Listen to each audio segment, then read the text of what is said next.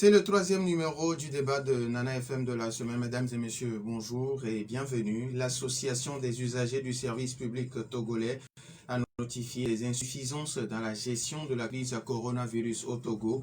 Ces insuffisances sont contenues dans un communiqué et dans le document on peut lire, je cite, « Depuis le 6 mars 2020, les populations togolaises font face à une situation inédite faite de larmes et de désespoir suite à l'avènement de Covid-19, ces populations sont désabusées et ne sachant à quel sens se vouer. » Fin de citation. Ce matin, nous recevons sur notre plateau le président de l'OCEP.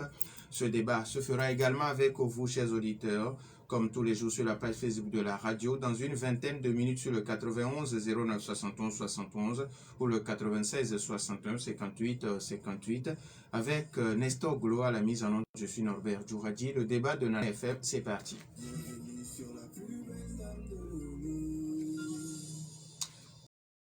Bienvenue à tous. Kampatib Kariare, bonjour. Bonjour Norbert. Merci d'être là. Merci beaucoup. Alors, merci pour la patience aussi, excusez aussi pour le petit retard. D'accord. Au nombre des communications présentées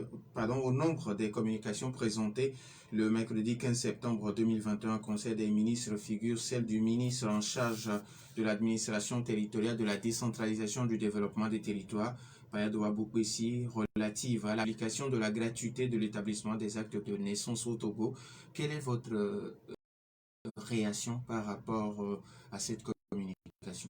Je suis vraiment content que cette question nous soit adressée parce que ça répond à un mémorandum que nous avons adressé au ministre de l'administration territoriale depuis 2015. Vous n'êtes pas sans savoir que le ZEP a fait un monitoring du coût des actes d'état civil en 2015 sur l'ensemble du territoire. Et nous avons constaté que ce soit l'acte de naissance, l'acte de mariage et l'acte de décès, il y avait une divergence de prix, de coûts selon les communes. Donc nous avons demandé une harmonisation des coûts au niveau sur l'ensemble du territoire. Et aujourd'hui, c'est chose faite. Le ministère a déclaré la gratuité de l'acte de naissance. Et ça va provoquer un certain engouement au niveau de la population togolaise. Parce qu'on a constaté que bon nombre ne vont pas déclarer la naissance de leurs enfants parce que, à cause des coûts, même si c'est 500 francs, dans certaines communautés, 500 francs c'est de l'or.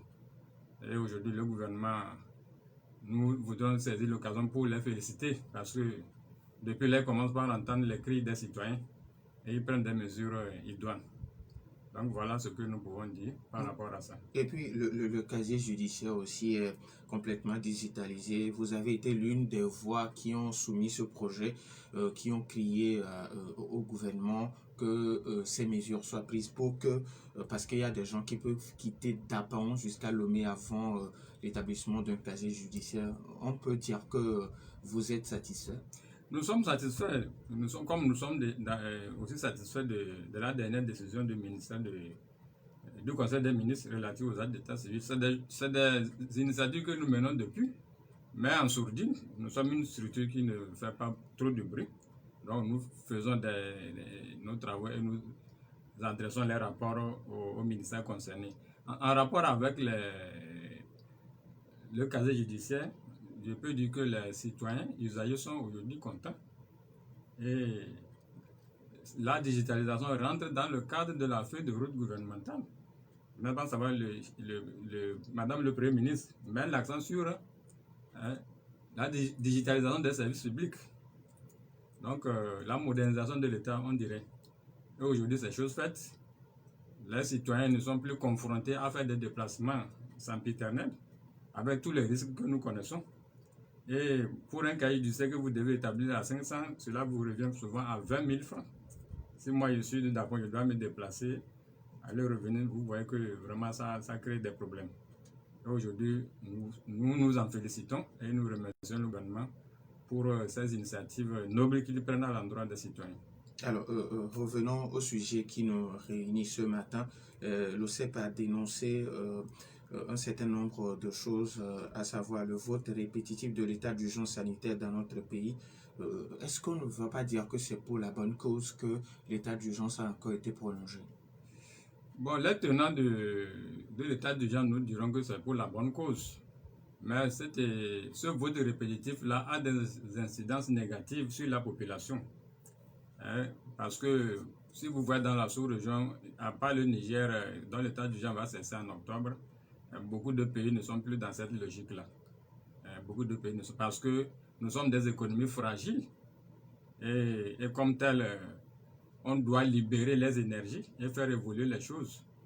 Comme l'a dit, vous n'êtes pas savoir que j'ai lu une déclaration de Madame le Premier ministre qui disait, parce qu'elle-même elle a été surprise quand le groupe majoritaire réuni lui a fait cette proposition-là, d'aller au-delà de 6 mois pour aboutir à 12 mois. Hein, parce qu'elle a dit, si nous sommes dans cette lancée, hein, dans 1 an, 2 ans, nous n'allons pas atteindre la croissance tant voulue. Et aujourd'hui, le Togo vient de très loin. Et les programmes se multiplient grâce à la politique éclairée du chef de l'État. Et depuis 2007, avec la reprise de la coopération, il y a beaucoup de choses qui se font au grand bonheur des populations togolaises, même s'il y a encore des défis à relever. Et nous pensons que nous devons continuer dans cette dynamique-là. On ne doit pas arrêter le fonctionnement du pays. Tout doit bouger et on doit vraiment libérer les énergies pour que les choses puissent avancer. J'écoutais ce matin sur RFI, vous voyez, en Russie, on déclare 800 morts ou bien quelque chose comme ça.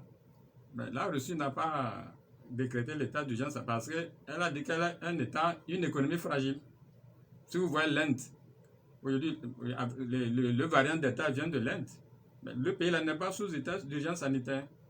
Donc ce pays fabrique le Covishield AstraZeneca, mais il a adopté une stratégie de vaccination centrée sur des districts les plus actifs.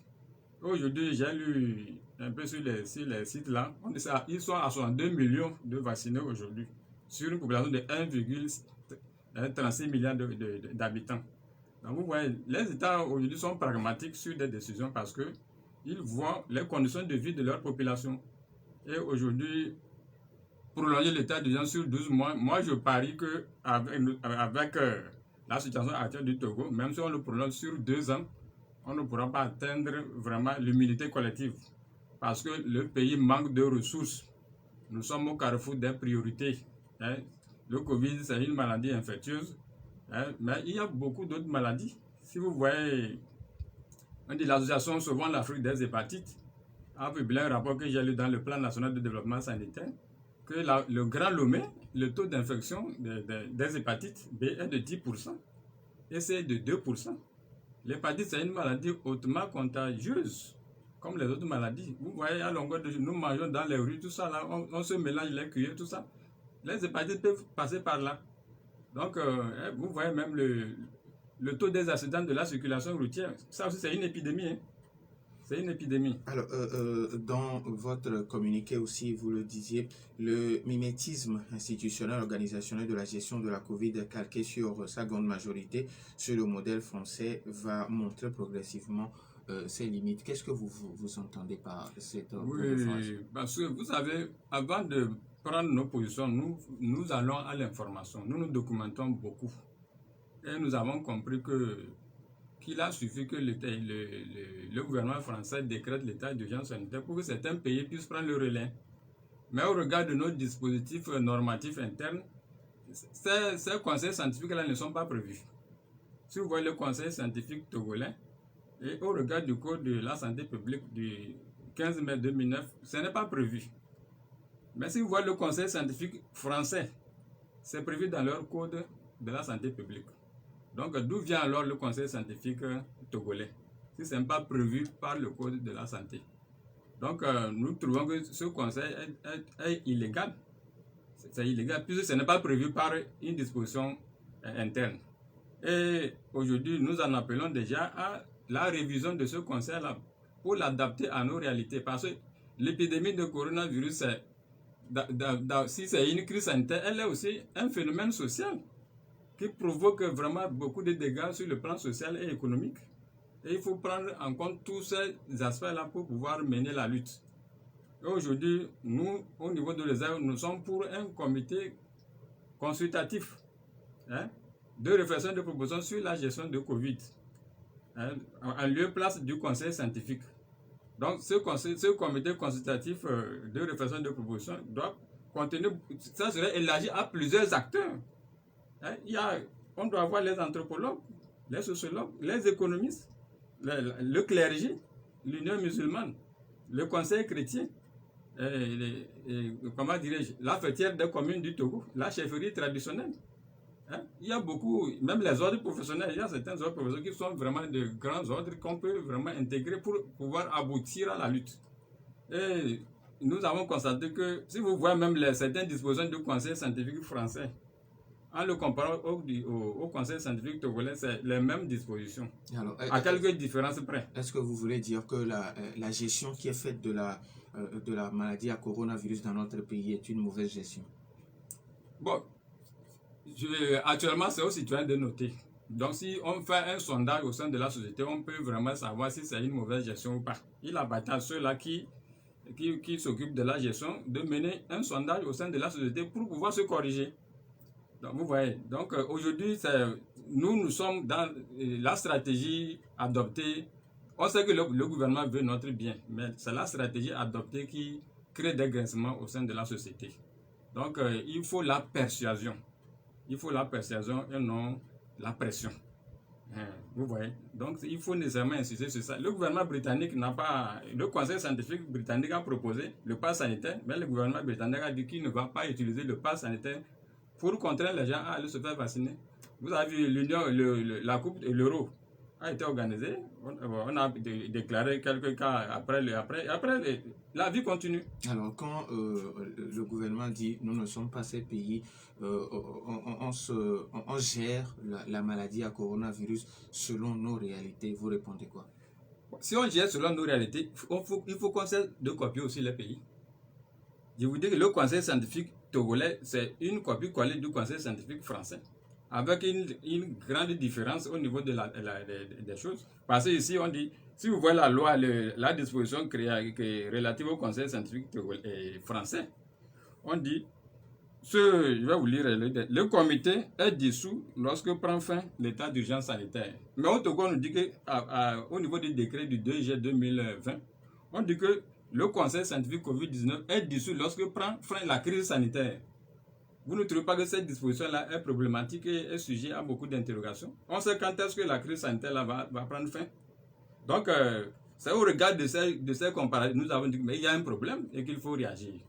Donc voilà, si le Togo, si on dit que le Togo doit adapter les mesures par rapport à sa situation, ben nous avons proposé des mesures. Nous avons dit qu'il faut un comité consultatif, hein, de réflexion de proposition sur le Covid, réunissant élargissant beaucoup d'acteurs pour pouvoir apporter des solutions efficaces à la lutte contre le coronavirus. Vous voyez au niveau du Burkina Faso, par exemple, le ministère de la Santé, le ministère de l'administration territoriale, ils vont vers les populations, ils vont vers les leaders religieux, traditionnels, etc., pour présenter le plan national de déploiement et de vaccination. Ici, est-ce que vous connaissez le plan? Est-ce que les citoyens connaissent le plan de vaccination et de déploiement sur le Covid? Est-ce qu'on connaît le coût de ce plan-là au niveau du tout est transparent? On montre à la volante le coût. Tout ça là, aujourd'hui, l'autre fois, Madame le Premier ministre nous disait que les vaccins a coûté 20 milliards. Mais c'est des chiffres qu'on jette à la population, puisque nous ne savons pas quelle est la stratégie de vaccination adoptée, quel est le coût. Donc il faut que ça soit transparent au niveau de la gestion pour pouvoir susciter aussi l'adhésion des populations. Avant de donner la possibilité aux auditeurs d'appeler, vous parliez aussi de la création d'une agence nationale d'indemnisation des accidents médicaux. Cette question, on va en parler après la pause. En quelques minutes seulement, fais-te vacciner contre le coronavirus et protège les êtres qui te sont chers. C'est l'opportunité que nous avons de préserver notre économie, de nous retrouver, de chanter, de danser ensemble. Alors, réserve ta dose de vaccin aujourd'hui en faisant étoile 844 dièse. Des centaines de millions de personnes en ont déjà reçu à travers le monde et une fois vaccinées, tu verras combien il est agréable de se sentir protégé. Pour plus d'informations sur les vaccins, adresse-toi au centre de santé le plus proche ou un agent de santé qualifié. Respectons les gestes barrières. Retour dans les studios de Nana FM 91 09 71 71 ou le 96 61 58 58. Les auditeurs ont la possibilité de réagir. Je le disais, vous demandez la prise d'une loi portant protection des citoyens contre la vaccination obligatoire en période d'état d'urgence sanitaire au Togo et la création d'une agence nationale d'indemnisation des accidents médicaux.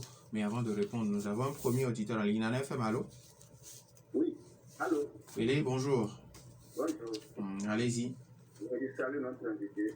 Bonjour, Pelé. Et je l'apprécie pour ses réactions. Bon, moi, je pense que, je l'avais dit au début que, bon, pour cette crise-là, c'est une crise mondiale et qui nous a surpris. Surtout nous, les Africains, plus spécialement le Togo. Mais, le parcours pour moi, on avait vu le discours du chef de l'État que moi j'avais condamné. Et ce discours-là est exclusif. Parce que avant que le président sorte pour faire ce discours-là, parce que c'est une maladie mondiale, on devait solliciter tous les psychologues, les sadiques, beaucoup de personnes et de ressources. Je ne veux pas cette maladie-là ne s'arrête seulement au niveau des docteurs. Parce que les docteurs, les médecins, quand ils viennent là, c'est pour nous répéter ce que les Blancs disent là-bas. Et que nous avons, plus précisément en Afrique, notre tradition à part. Si nous prenons l'exemple des morts, je peux dire en France par exemple, on parle toujours de l'exemple de la France, prenons une vie, un quartier d'une ville de la France, qui est mort là-bas, qui passe jusqu'à aujourd'hui des morts au Togo. Donc cette maladie-là, il faut la voir et le discours doit être totalement différent. C'est là le problème. Maintenant, la manière dont nos autorités prennent cette maladie-là, c'est comme, c'est-à-dire, on remplace cette maladie-là à la religion. On veut l'adorer, en quelque sorte. Parce que c'est là où il y a le problème. Oui, on veut l'adorer. Parce que là, il faudrait qu'on change le discours. Les choses ont évolué. Aujourd'hui, nous avons besoin de l'économie pour évoluer. Et même les Blancs, regardez même les stades en Europe. C'est rapide. Bon, maintenant, on vous dit, comme nos stades sont vides ici, quand les gens veulent rentrer au stade, ils n'ont qu'à amener leur carte de vaccination.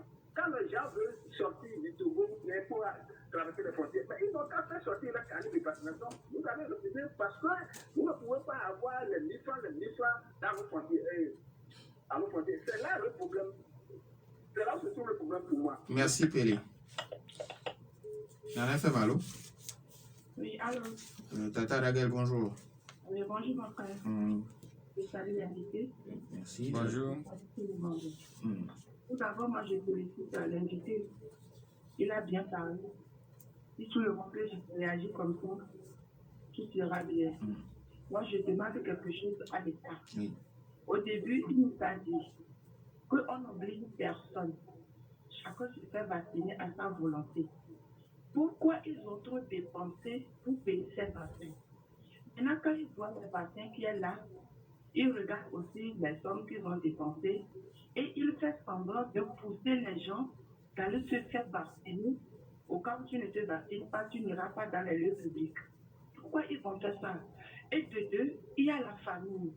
Il y a la famille. Les jeunes se font vacciner. Au campus là-bas, les étudiants, ils n'ont même pas l'argent pour manger, même si c'est photocopie. Mais bon nombre là-bas se font vacciner. Ils ne voient pas la famine. Avant de prendre un médicament, il faut bien manger. On mange bien avant de prendre le médicament. Je ne peux pas aller me vacciner et je n'ai rien à la maison pour manger. Le gouvernement n'a qu'à revoir côté des familles d'abord avant d'obliger qui que ce soit pour se vacciner. Je vous remercie. Merci à vous aussi, Tata Ragel. Nana FM, allô? Allô? Papa Sibiti, bonjour. Bonjour. Bonjour, mon docteur. Je ne suis pas docteur, pas ce petit. Bon. Comme vous savez, l'habitude qui intervient. Ah, ok, d'accord. C'est le président de l'association des usagers du service public togolais. Merci. Moi, mon directeur, l'appel que je voudrais faire, c'est l'appel au gouvernement. Et qui dit gouvernement, à la tête, c'est le président de la République. L'appel à tous les Togolais, la conscience humaine, le cœur, pour cesser de faire mener un combat à la guerre, certains contre l'État. C'est l'État qui gère son pays. C'est lui qui prend les décisions. Il n'y a aucun qui peut prendre des décisions concernant la population. Oui. Même en Europe, on venait de dire en France Inter, ils ont pris en France aujourd'hui, ils ont pris des décisions pour obliger, pour que les gens se fassent vacciner. Les enfants, les étudiants ont parlé, les parents ont parlé. Pourquoi nous allons mener ce combat-là entre nous et l'État? On dit les religieux. Les religieux, l'Église est anticléricale. Et quand un religieux sort, c'est pour ramener la paix, l'entente. Ceux qui font comme ça, ceux qui font ceci. Non, il faut que nous sachions, excusez-moi, si vous n'êtes pas d'accord avec moi, je vous présente mes excuses. Allons-y, les uns à l'égard des autres, mais avec une compréhension. Merci beaucoup. Merci à Papa Sibiti. 91 09 71 71 ou le 96 61 58 58. Bon, les auditeurs ont toujours la possibilité d'appeler monsieur. Nana FM, allô? Oui. Bonjour. Massa. Le second. Oui. Bonjour à l'invité. Oui, bonjour. Bonjour, Mas. Oui, je tiens à vous féliciter Merci. par rapport à toutes vos interventions. C'est des hommes comme ça que nous voulons. Il faut que les gens soient courageux et disent les choses telles qu'elles sont. Donc, je n'ai pas beaucoup à dire, mais juste expliquer l'unité, puisque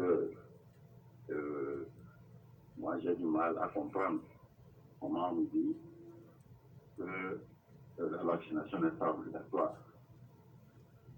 Même si tu dis à ton enfant, si tu ne laves pas les assiettes, tu ne vas pas manger, mais d'une façon ou d'une autre, tu sais que quelque chose l'enfant aura faim et il va laver les assiettes pour pouvoir manger. Donc si on nous dit aujourd'hui qu'on ne nous force pas de faire vacciner, pourquoi on nous interdit d'aller dans les structures étatiques? C'est pas sérieux. D'accord. Même un animal, on ne le force pas de manger. C'est pas normal. Merci beaucoup. Donc, moi, j'ai du mal à comprendre ceci et je félicite beaucoup l'invité.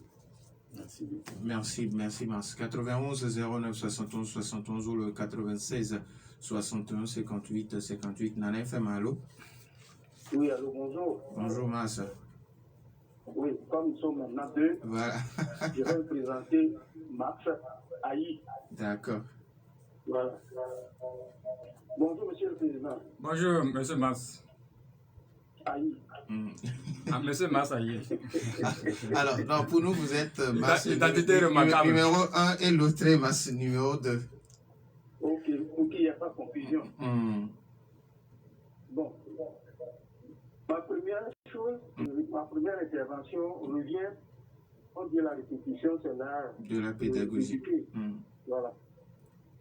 Et ce qui s'est passé avec les leaders religieux, moi je reviens encore là-dessus, pour dire que le gouvernement leur avait posé une question fermée.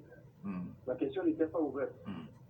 Quand on leur a demandé, soit vous demandez le pass sanitaire ou nous fermons. C'est oui ou non, c'est fini. C'est une question fermée. Cette question, je l'ai dit hier, a été très mal posée. Donc, de deux, le délai de 12 mois, 1 an, accordé par l'Assemblée nationale, par l'Assemblée nationale à l'exécutif, effectivement, votre invité l'a souligné tout à l'heure, et même j'ai entendu cela sur radio, BBC, voilà, excusez-moi, BBC, que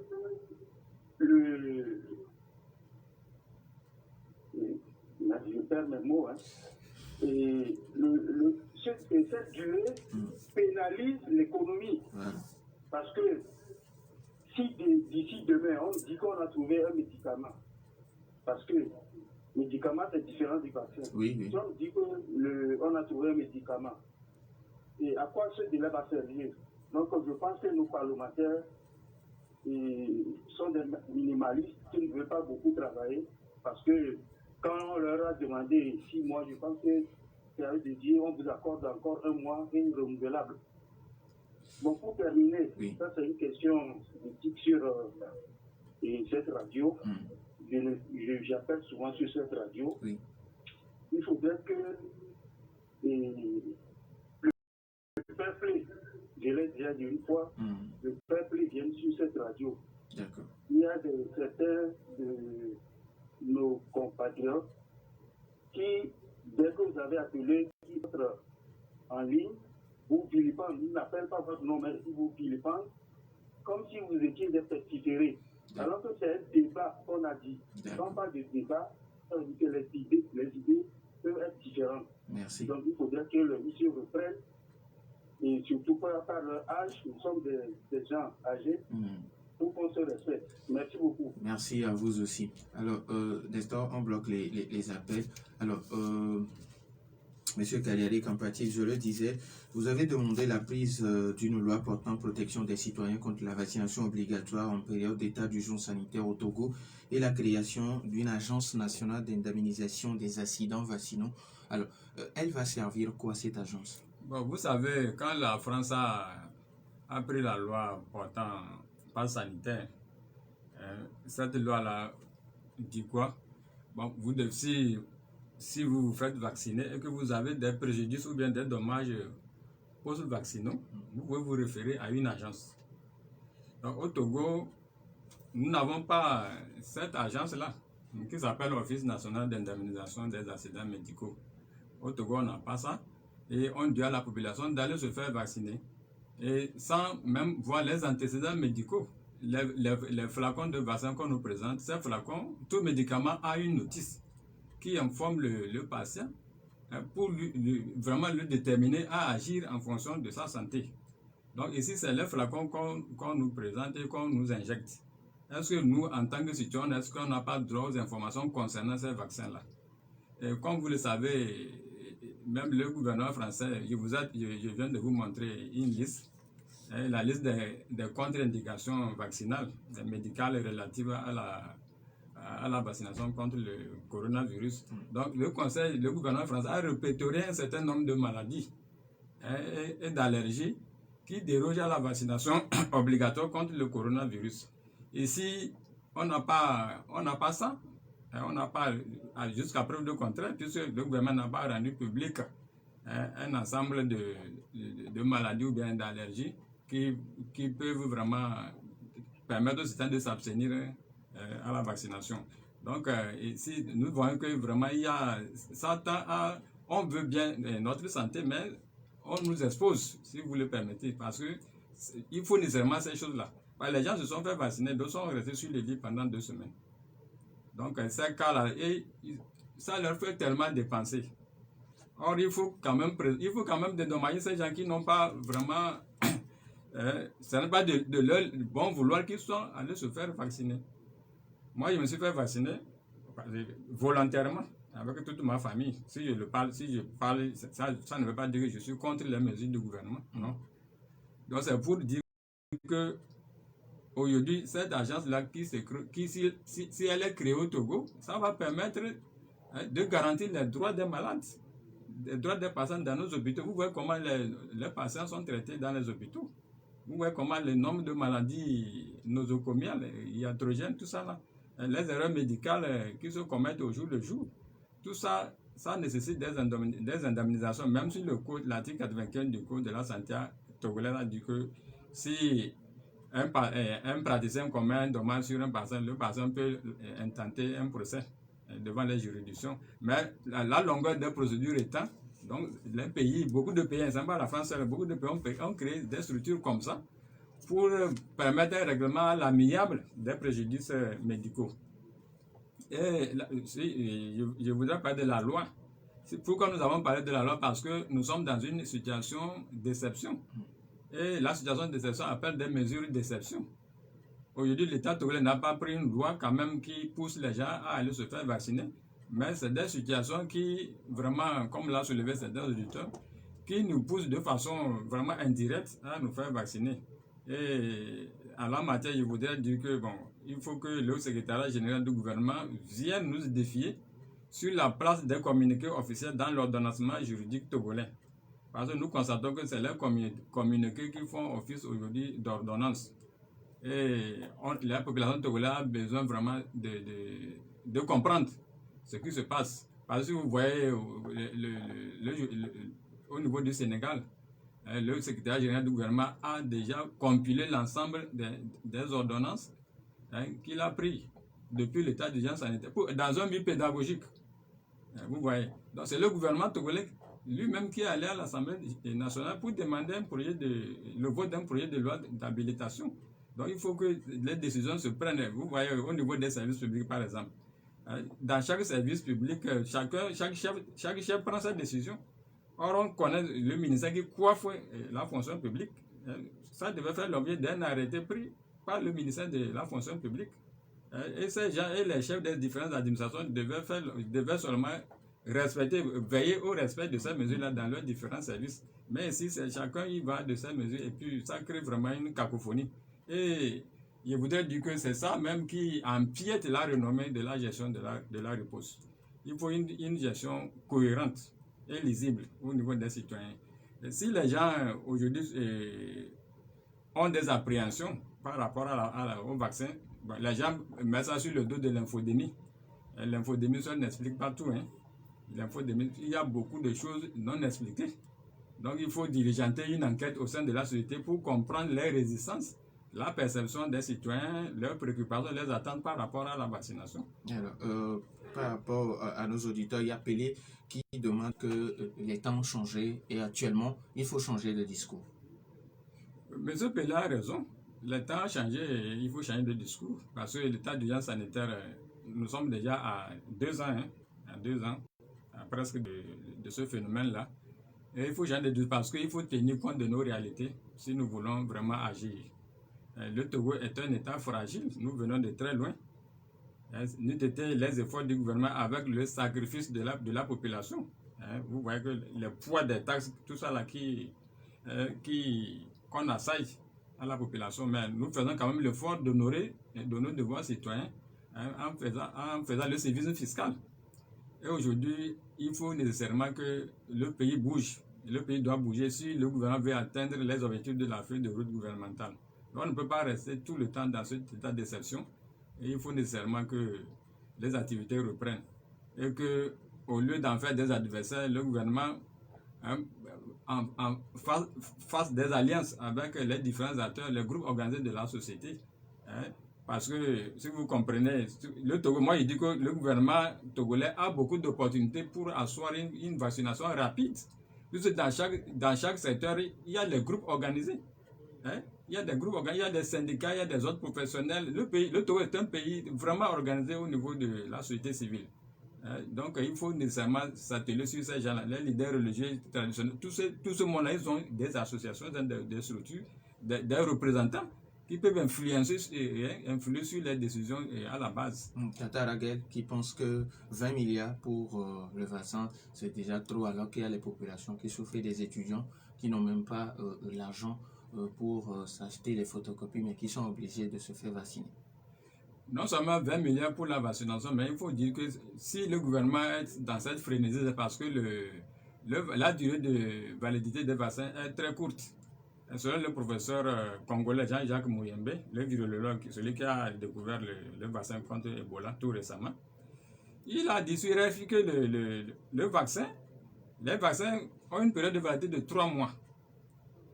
Vous voyez, si vous achetez des vaccins à des coûts de milliards, et que dans 3 mois, ça doit être périmé, vous verrez que c'est un manque à gagner pour l'État. Donc, les 20 milliards, je sais que c'est à des fins de santé publique, Ça on dit la santé avant tout. Hein. Il faut être en bonne santé pour pouvoir vraiment vaquer à ce sujet. Mais le manger aussi fait partie de la santé. Hein, si vous ne mangez pas bien, je vous assure que vous ne vivrez pas. Le droit à l'alimentation aussi est un véritable droit auquel il faut... La santé, c'est un tout, quoi. La santé, c'est un tout. Et il faut nécessairement que le gouvernement fasse des mesures, prenne des mesures allant dans le sens de l'adoucissement des souffrances des Togolais. Donc, je veux parler, Mme Raga veut parler de la vie chère. Il faut nécessairement que le gouvernement écoute les cris de détresse des populations par rapport à ça. Dans nos marchés, vraiment, ça ne va pas. Papa Sibiti qui dit qu'il faut travailler en symbiose, que ce soit le gouvernement, comme vous l'avez dit, que ce soit le gouvernement, la population, les groupes organisés, qu'on puisse travailler dans commun accord pour éradiquer très vite la maladie à coronavirus. Papa Sibiti, je veux dire que c'est un père que j'apprécie beaucoup. C'est un père que j'apprécie beaucoup. Aujourd'hui, bon, il a parlé comme... nous, personne n'est contre la stratégie du gouvernement pour arriver à bout de cette maladie-là. Je dis la stratégie, personne n'est contre la volonté du gouvernement à protéger la population. Mais c'est la stratégie. Aujourd'hui, il faut pas... Les citoyens sont des acteurs de l'offre de soins. Donc, nous ne sommes plus dans cette logique de patients objets. Nous sommes dans la logique de patients citoyens. Les soins se négocient avec les citoyens. Et si vous regardez l'article 570 du Code de la santé togolais, on dit tout acte médical ou tout traitement doit avoir le consentement libre et éclairé du patient. Et ce consentement est révocable à tout moment. Donc, si le Code de la santé prévoit cette disposition-là, je crois que ça veut dire que les droits des citoyens doivent être entendus par rapport à la stratégie et au déploiement de la vaccination. Les 2 masses qui sont revenus sur tout ce que vous avez dit et puis il y a aussi cette mésentente entre la conférence des évêques du Togo et le gouvernement sur la fermeture des lieux de culte. Bon, vous savez, c'est ce que nous disons. Il faut que le gouvernement fasse du clergé et des autres associations religieuses, etc., des autres confessions religieuses, des alliés de la lutte. Je vous ai dit, je vous ai donné l'exemple de Burkina, de la Côte d'Ivoire, tout ça là. Le gouvernement a compris quelque chose, que ces groupes-là ont une influence, ces leaders religieux ont une influence sur leurs fidèles. Et ça participe rapidement au taux de vaccination. Donc on devait normalement écouter, et ça devait se négocier en amont. On ne doit pas appeler les gens juste pour les consulter et après prendre une décision. Donc, c'est ce que les sociologues appellent la participation manipulation. On fait semblant de vous consulter, mais les décisions sont déjà actées, sont déjà consignées dans des papiers quelque part et après. Donc, ça frise un manque de considération. Et dans cette logique-là, vous voyez que les résultats escomptés ne peuvent jamais être atteints. Nous avons juste 1 minute. Vous avez donc 1 minute pour... vous avez sûrement un message à l'endroit de la population et à l'endroit du gouvernement. Bon, à l'endroit de la population que nous sommes, je voudrais en appeler à la responsabilité de tous pour aller se faire vacciner. Et au niveau du gouvernement, je voudrais vraiment dire que nous sommes un État fragile. Le gouvernement togolais, les efforts se font. La plateforme Adidi-Copé est en mouvement. Les grands travaux sont en mouvement. Et on a besoin de dynamiser l'économie. Il faut compter sur la responsabilité des citoyens. Les citoyens ont besoin. Il faut aujourd'hui travailler plus avec les acteurs de la société civile, les leaders religieux, les groupes organisés, les associations professionnelles, tout ça là. Il faut revoir la lutte. Et mener la lutte à la base en tissant des passerelles avec tous ces groupes-là pour pouvoir mieux la réussir. Et je crois que dans cette lutte-là, il faut tenir compte aussi de la vie des citoyens. Et ça, c'est très important. S'il y a l'adhésion au niveau, si les citoyens, s'il y a l'adhésion au niveau de la population, je pense que la vaccination, ça ira comme sur des roulettes au Togo, parce que le Togolais comprend. Le Togolais sait ce qui est bon pour lui. Mais quand vous affrontez frontalement les gens, donc c'est ça qui crée des résistances. Donc les gens ont des craintes, des préoccupations à faire valoir. Parce que c'est des situations nouvelles auxquelles nous sommes confrontés. Merci à Kampatib Kariere, président de l'association des usagers du service public togolais. Merci à vous aussi pour votre fidélité d'écoute. Fin de ce débat mis en onde par Nestor Glo. Bonne suite de nos programmes.